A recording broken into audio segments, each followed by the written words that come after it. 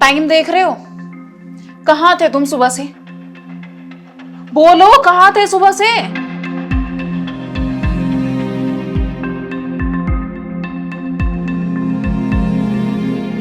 कहाँ थे तुम? बस तुम्हें बताने की जरूरत नहीं है, तुम्हारे फेस से ना साफ पता चल रहा है। अपने घर वालों से मिलके आ रहे हो ना तुम। जब तुम्हें पता है कि मुझे बिल्कुल पसंद नहीं है कि तुम उनके पास जाओ, तुम फिर भी जानबूझ के जाते हो। बोलोगे अब कुछ?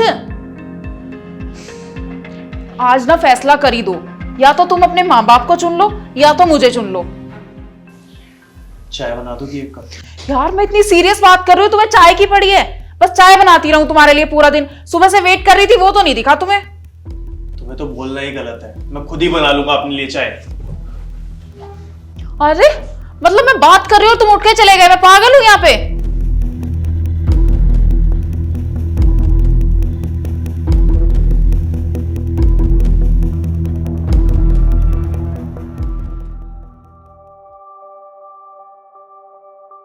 मैं पागल हूं यहाँ? यार मैं बात कर रही थी और तुम मेरी बात बीच में काट के चले गए। गौरव ऐसे बिल्कुल नहीं चलेगा, बहुत हो गया है। और जब तुम्हें पता है कि तुम्हारे माँ बाप के यहाँ जब भी तुम गए हो हमारी लड़ाई हुई है, तो तुम जाते ही क्यों हो? मुझे नहीं पसंद कि तुम अपने घर वालों से मिलके आओ, उसके बावजूद भी तुम जाते हो।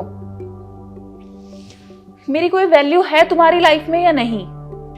जरा सा कुछ पूछो, कुछ जवाब नहीं होता, बस ऐसे मुंह लटका के बैठ जाओ। आज डिसाइड कर लो, या तो मैं या तो तुम्हारे घर वाले। मुझे आज फाइनल बता दो। ईशा, तुम्हें पता है, लोग कहते हैं कि शादी के बाद ना लड़की पराई हो जाती है, लेकिन यहाँ तो मेरी शादी के बाद मैं ही अपने घर वालों से पराया हो गया हूँ। शादी से पहले मेरे घर वाले है ना मुझे समझते थे। उन्हें है ना बिना बताए पता चल जाता था कि मैं कितनी मुश्किल में हूँ, मैं खुश हूँ, मैं उदास हूँ। लेकिन अब ना वो मुझे समझना चाहते हैं, और तुमसे तो मैं उम्मीद ही क्या करूँ। तुमने जरा अपनी बात सुनी है कि तुम क्या बोल रही हो? तुम मुझे मेरे घर वालों से अलग होने को बोल रही हो। अरे तुम्हें पता भी है एक लड़के की जिंदगी में उसके घर वाले कितनी अहमियत रखते हैं। अरे मुझे तो समझ ही नहीं आ रहा है कि तुम दोनों के बीच में मैं पिस गया हूं, और मैं करूं तो क्या करूं। अपने घर वालों से मिलने के लिए अगर मैं कभी कभार चला जाता हूं तो उसमें तुम्हें दिक्कत क्या है यार ईशा? तुम भी तो रोज अपने घर वालों से बात करती हो, उनके साथ अपनी खुशियां बांटती हो, उनके साथ अपने गम बांटती हो, अपनी सारी परेशानियां उन्हें बताती हो। मैंने कभी तुम्हें कुछ बोला? रोज रोज तुम फोन करके एक एक घंटा दो दो घंटा अपनी मम्मी से बात करती हो। अरे मेरा भी तो दिल करता होगा ना कि मैं अपने घर वालों के साथ अपनी बातें शेयर करूं, पर नहीं, तुम्हें उससे भी दिक्कत है। अरे तो मेरे घर वाले भी ये सोचते हैं कि हमारा बेटा हमारे साथ नहीं रहता है, बहू ऐसी आई है कि उसने हमको हमारे बेटे से अलग कर दिया है। यहां तुम हो कि मुझे बोल रही हो कि मैं अपने घर वालों से अलग हो जाऊं, तुम्हारे साथ ही रहूं, उनसे मिलने भी ना जाऊं, और वहां मेरे घर वाले हाथ लगा के बैठे हैं कि कभी तो मैं उनके साथ फिर से रहने के लिए आऊंगा।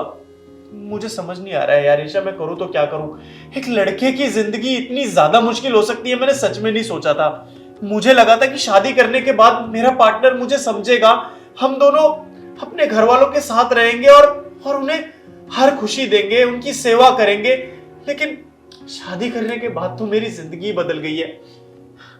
मुझे समझ नहीं आ रहा है कि मैं करूं तो क्या करूं। तुम दोनों के बीच में मैं बहुत बुरी तरह से फंस गया हूं, मैं पिसता जा रहा हूं, और इस तरीके से मुझसे मेरा काम भी नहीं संभाला जाएगा और ना ही मुझसे मेरी जिंदगी संभाली जाएगी।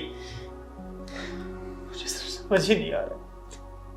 एक बात बताओ, कल को अगर मैं बोलता हूं कि तुम अपने घर वालों के साथ नहीं रहोगी, तुम मेरे साथ ही रहोगी, अपने घर वालों में से या मुझ में से किसी एक को चुनो, तो तुम्हें कैसा लगेगा? जरा एक बार ये सोचो, जो तुम मुझे बोल रही हो, अगर तुम्हारे साथ वो सब कुछ हो तो तुम्हें कैसा लगेगा?